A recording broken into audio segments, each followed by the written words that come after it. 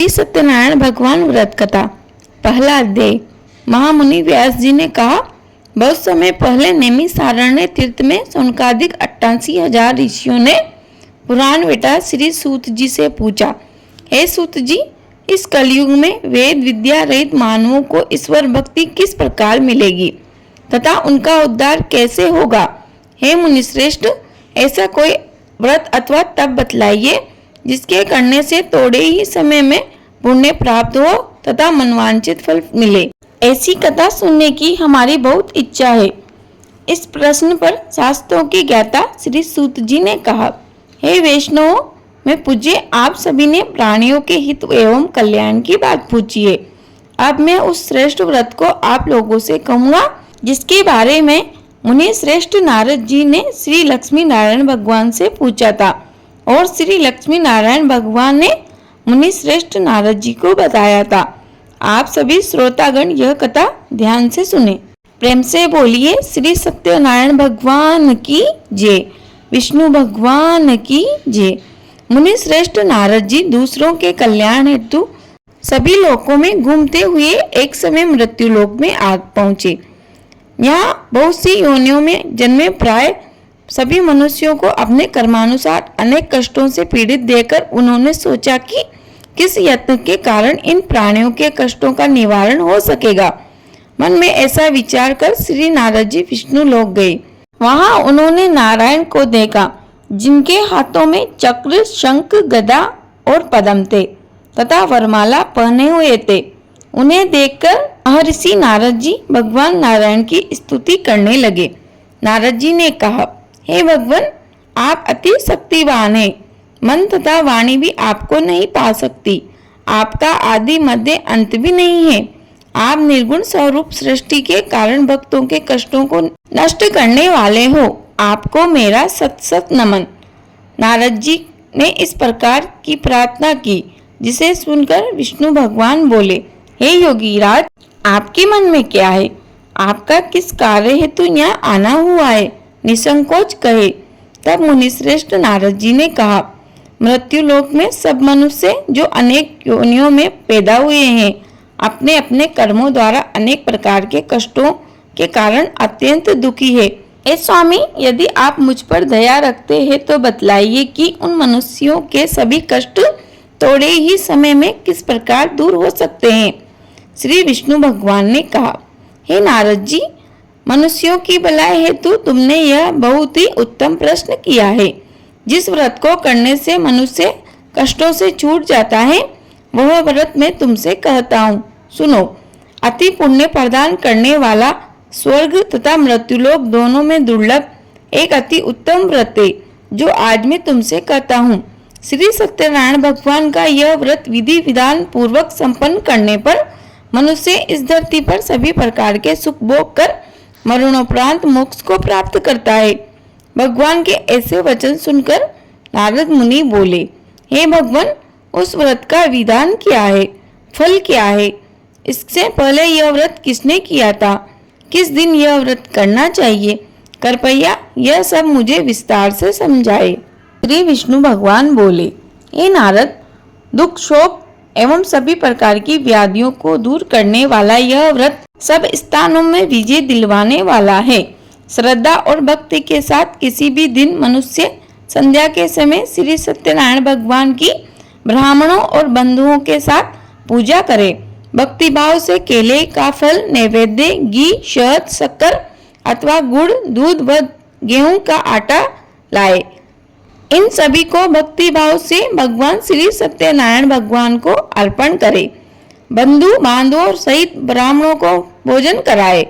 इसके पश्चात ही स्वयं भोजन करे। रात्रि में श्री सत्यनारायण भगवान के गीत आदि का आयोजन कर श्री सत्यनारायण भगवान का स्मरण करते हुए समय व्यतीत करे। इस तरह जो मनुष्य व्रत करेंगे उनकी मनोकामनाएं अवश्य ही पूर्ण होगी। विशेष रूप से कलयुग में मृत्यु लोक में यही एक ऐसा उपाय है जिससे अल्प समय में कम धन में महान पुण्य की प्राप्ति हो सकती है। पहला अध्याय यहाँ समाप्त होता है। प्रेम से बोलिए श्री सत्यनारायण भगवान की जय। द्वितीय अध्याय। महान संत सूत जी ने कहा, हे ऋषियों, जिन्होंने प्राचीन काल में यह व्रत किया है, उनका इतिहास मैं आपसे कहता हूँ। आप सब ध्यान से सुने। अति सुंदर काशीपुरी नगरी में एक अति निर्धन ब्राह्मण वास करता था। वह भूख और प्यास से बेचैन होकर हर समय दुखी रहता था। ब्राह्मण से प्रेम करने वाले विष्णु भगवान ने उसको दुखी देखकर एक दिन बूढ़े ब्राह्मण का वेश धारण कर निर्धन ब्राह्मण के पास जाकर बड़े आदर से पूछा, हे ब्राह्मण, तुम हर समय दुखी होकर पृथ्वी पर क्यों घूमते हो? हे श्रेष्ठ ब्राह्मण, अपनी व्यथा मुझसे कहो, मैं सुनना चाहता हूँ। कष्टों से घिरे उस ब्राह्मण ने कहा, मैं निर्धन ब्राह्मण हूँ, भिक्षा के लिए पृथ्वी पर मारा मारा फिरता हूँ। हे भगवान, यदि आप इससे मुक्ति पाने का कोई उपाय जानते हो तो कृपा कर मुझे बताए। तब वृद्ध ब्राह्मण का रूप धारण किए हुए श्री विष्णु भगवान बोले, हे ब्राह्मण, श्री सत्यनारायण भगवान मनोवांछित फल देने वाले हैं, इसीलिए तुम उनका व्रत विधि पूर्वक करो, पूजन करो, जिसके करने से मनुष्य सब दुखों से मुक्त हो जाता है, दरिद्रता दूर हो जाती है। उस गरीब ब्राह्मण को व्रत का संपूर्ण विधान बतलाकर बूढ़े ब्राह्मण का रूप धरे श्री सत्यनारायण भगवान अंतर्ध्यान हो गए। वृद्ध ब्राह्मण ने जिस व्रत को बतलाया था, मैं उसको अवश्य विधि विधान सहित करूंगा, ऐसा निश्चय कर वह दरिद्र ब्राह्मण घर चला गया। परंतु रात को उस ब्राह्मण को नींद नहीं आई। अगले दिन वह जल्दी उठा और श्री सत्यनारायण भगवान का व्रत करने का निश्चय कर भिक्षा मांगने के लिए चल दिया। उस दिन उसको भिक्षा में अधिक धन मिला, जिससे उसने पूजा का सारा सामान खरीदा और घर आकर बंधु बांधवों के साथ विधि पूर्वक भगवान श्री सत्यनारायण का व्रत किया। इसके करने से वह गरीब ब्राह्मण सब कष्टों से छूटकर अति धनवान हो गया। उस समय से वह ब्राह्मण हर मास व्रत करने लगा। सत्यनारायण भगवान के व्रत को जो शास्त्र विधि के अनुसार श्रद्धा पूर्वक करता है, वह सब कष्टों से छूटकर मोक्ष प्राप्त करेगा। जो मनुष्य श्री सत्यनारायण भगवान का व्रत करेगा, वह सब कष्टों से छूट जाएगा। सूत जी आगे ऋषियों से कहते हैं, ए ऋषि गणों, इस तरह नारद जी से श्री सत्यनारायण भगवान का कहा हुआ यह व्रत मैंने तुमसे कहा है। हे श्रेष्ठ ऋषियों, अब आप और क्या सुनना चाहते हो, मुझे कहे। तब ऋषियों ने कहा, हे मुनीश्वर, संसार में इस कथा को सुनकर किस किसने इस व्रत को किया, हम सब सुनना चाहते हैं। मुनियों से ऐसा सुनकर श्री सूत जी ने कहा, हे मुनिगणों, जिस जिस प्राणी ने इस व्रत को किया, उन सब की कथा सुनो। एक समय वह धनी ब्राह्मण बंधु बांधवों के साथ शास्त्र विधि के अनुसार घर पर श्री सत्यनारायण भगवान का व्रत कर रहा था। उसी समय एक लकड़ी बेचने वाला बूढ़ा व्यक्ति वहां आया। उसने सिर पर रखा लकड़ियों का गट्टर बाहर रख दिया और ब्राह्मण के मकान में चला गया। प्यास से बेचैन लकड़हारे ने विप्र को व्रत करते हुए देखा। वह प्यास को भूल गया। उसने विप्र का अभिनंदन किया और पूछा, हे ब्राह्मण, आप यह किसका पूजन कर रहे हैं? इस व्रत को करने से क्या फल मिलता है? कृपा कर मुझे बताए। तब ब्राह्मण ने कहा, सब इच्छाओं को पूर्ण करने वाला यह श्री सत्यनारायण भगवान का व्रत है। इन्हीं की कृपा से मेरे पास धन एवं ऐश्वर्य का आगमन हुआ है। ब्राह्मण से इस व्रत के बारे में जानकर वह लकड़हारा अत्यंत प्रसन्न हुआ। भगवान का चरणामृत लेकर और भोजन करने के पश्चात वह अपने घर को चला गया। अगले दिन लकड़हारे ने अपने मन में संकल्प किया कि आज गांव में लकड़ी बेचने से जो धन मिलेगा, उसी से भगवान श्री सत्यनारायण का श्रेष्ठ व्रत करूंगा। मन में ऐसा विचार कर वह लकड़हारा लकड़ियों का गट्टर अपने सिर पर रखकर जिस नगर में धनवान लोग रहते थे, ऐसे सुंदर नगर में गया। उस दिन उसे उन लकड़ियों का दाम पहले के दिनों में चौगुना मिला। तब से वह बूढ़ा लकड़हारा बहुत प्रसन्न होकर पके केले, शहद, शक्कर, घी, दुग्ध, गेहूं का चूर्ण इत्यादि श्री सत्यनारायण भगवान के व्रत की सभी सामग्री लेकर अपने घर को आया। फिर उसने अपने बंधु बांधवों को बुलाकर विधि विधान के अनुसार भगवान श्री सत्यनारायण का पूजन व एवं व्रत किया। उस व्रत के प्रभाव से वह बूढ़ा लकड़हारा धन धान्य से युक्त हुआ और संसार के सभी सुख भोग कर अंत में वैकुंठ को चला गया। दूसरा अध्याय यही समाप्त होता है। प्रेम से बोलिए श्री सत्यनारायण भगवान की जय। तृतीय अध्याय। श्री सूत जी बोले, ए श्रेष्ठ मुनियों, अब मैं आगे की कथा कहता हूँ, सुनो। प्राचीन काल में उल्कामुख नाम का एक महान ज्ञानी राजा था। वह जितेंद्र और सत्य वक्ता था। प्रतिदिन मंदिरों में जाता और गरीबों को दान देकर उनके दुखों को दूर करता था। उसकी पत्नी कमल के समान सुंदर मुख वाली वह सती साध्वी थी। एक दिन भद्रशिला नदी के तट पर वे दोनों विधि विधान सहित श्री सत्यनारायण भगवान का व्रत कर रहे थे। उस समय वहां साधु नामक एक वैश्य आया। उसके पास व्यापार के लिए बहुत सारा धन था। वह वैश्य नाव को नदी के किनारे ठहराकर राजा के पास आया। राजा को व्रत करते हुए देखकर विनम्रता पूर्वक पूछा, हे राजन, आप यह क्या कर रहे हैं? मेरी सुनने की इच्छा है, कृपया आप मुझे भी यह समझाए। महाराज उल्कामुख बोले, हे वैश्य, मैं अपने बंधु बांधवों के साथ पुत्र की प्राप्ति के लिए श्री सत्यनारायण भगवान का व्रत एवं पूजन कर रहा हूँ। राजा के वचन सुनकर साधु नामक वैश्य ने आदर से कहा, हे राजन, मुझे भी इसकी संपूर्ण विधि विधान बताए। मैं भी आपके कहे अनुसार इस व्रत को करूँगा। मेरे भी कोई संतान नहीं है। मुझे विश्वास है इस उत्तम व्रत को करने से अवश्य मुझे भी संतान की प्राप्ति होगी। राजा ने व्रत का सारा विधान व्यापारी को बता दिया। राजा से व्रत का सब विधान सुन व्यापार से निवृत्त हो वह वैसे सुखपूर्वक अपने घर को आया। उसने अपनी पत्नी को संतान देने वाले इस व्रत के विषय में बताया और प्रण किया कि जब मेरे संतान होगी तब मैं इस व्रत को करूंगा। वैश्य ने ऐसे वचन अपनी पत्नी लीलावती से भी कहे। एक दिन उसकी पत्नी लीलावती श्री सत्यनारायण भगवान की कृपा से गर्भवती हो गई। 10वें महीने में उसके एक अति सुंदर कन्या पैदा हुई। दिनों दिन वह कन्या इस तरह बढ़ने लगी जैसे शुक्ल पक्ष का चंद्रमा बढ़ता है। कन्या का नाम उन्होंने कलावती रखा। एक दिन लीलावती ने मीठे शब्दों में अपने पति को याद दिलाया कि आपने जो भगवान का व्रत करने का संकल्प किया था, अब आप उसे पूरा कीजिए। वैश्य ने कहा, ए फिरे, मैं कलावती के विवाह पर इस व्रत को करूंगा। इस प्रकार पत्नी को आश्वासन दे वह व्यापार करने विदेश चला गया। कलावती पितृगृह में वृद्धि को प्राप्त होती रही। लौटने पर साधु ने जब नगर में सखियों के साथ अपनी वयस्क होती पुत्री को खेलते देखा तो उसके विवाह की चिंता हुई। तब उसने एक दूत को बुलवाकर कहा कि उसकी पुत्री के लिए कोई सुयोग्य वर देखकर लाओ। दूत साधु नामक उस वैश्य की आज्ञा पाकर कंचन नगर पहुंचा और देखभाल कर वैश्य की कन्या के लिए एक सुयोग्य वणिक पुत्र ले आया। वह सुयोग्य लड़के के साथ साधु नामक वैश्य ने अपने बंधु बांधवों सहित प्रसन्नचित होकर अपनी पुत्री का विवाह कर दिया। दुर्भाग्य से वह विवाह के समय भी श्री सत्यनारायण भगवान का व्रत करना भूल गया। इस पर श्री सत्यनारायण भगवान अत्यधिक क्रोधित हो गए। उन्होंने वैश्य को श्राप दिया कि तुम्हें दारुण दुख प्राप्त होगा। एक समय अपने कार्य में कुशल वह वैश्य अपने दामाद सहित नावों का बेड़ा लेकर व्यापार करने के लिए सागर के समीप स्थित रत्नसारपुर नगर में गया। रत्नसारपुर में चंद्रकेतु नामक राजा राज करता था। दोनों ससुर जमाए चंद्रकेतु राजा के नगर में व्यापार करने लगे।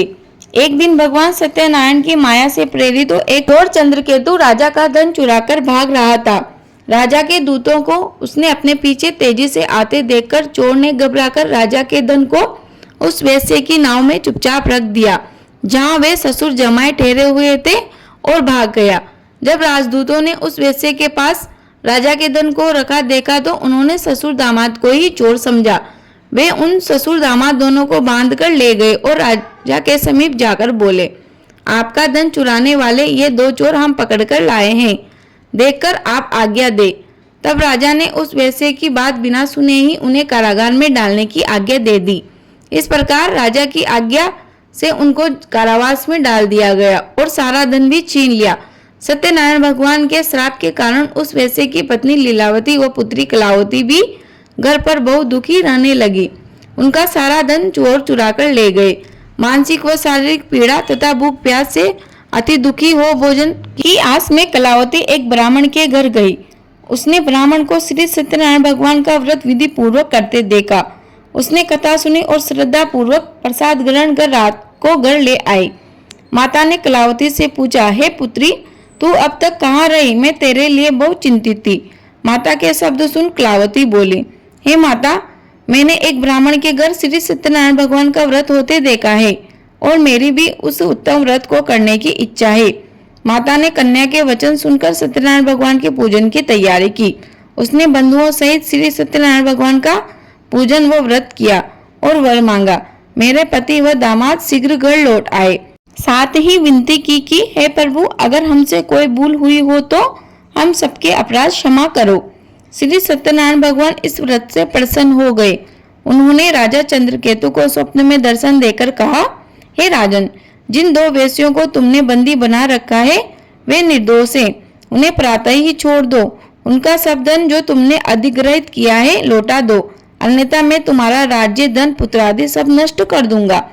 राजा से ऐसे वचन कहकर भगवान अंतर्ध्यान हो गए। प्रातःकाल होते ही राजा चंद्रकेतु ने दरबार में सबको अपना स्वप्न सुनाया और सैनिकों को आज्ञा दी कि उन दोनों वेश्यों को कैद से मुक्त कर दरबार में ले आओ। दोनों वेश्यों ने आते ही राजा को प्रणाम किया।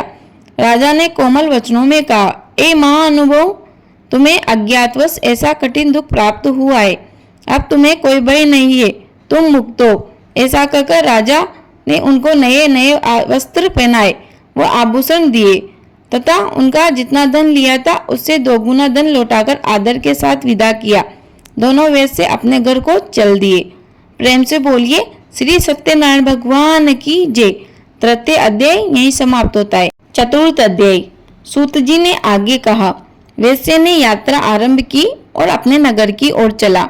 उसके थोड़ी दूर बढ़ते ही दंडी वेशधारी श्री सत्यनारायण भगवान ने उसकी परीक्षा लेने हेतु उससे पूछा, हे वेश्य, तेरी नाव में क्या है? अभिमानी वणिक हंसता हुआ बोला, हे दंडी, आप ऐसा क्यों पूछते हो? क्या धन लेने की कामना है? मेरी नाव में तो केवल बेल और पत्ते भरे हैं। वेश्य के ऐसे वचन सुनकर दंडी वेशधारी श्री सत्यनारायण भगवान बोले, तुम्हारा वचन सत्य है। ऐसा कहकर वे वहां से चले गए और कुछ दूर जाकर समुद्र के तट पर बैठ गए। दंडी महाराज के जाने के पश्चात वेश्य ने नित्य क्रिया से निवृत्त होने के बाद नाव को ऊंची उठी देखकर अचंभा किया तथा नाव में बेल पत्ते आदि देखकर मूर्छित हो जमीन पर गिर पड़ा। मूर्छा खुलने पर अति शोक करने लगा।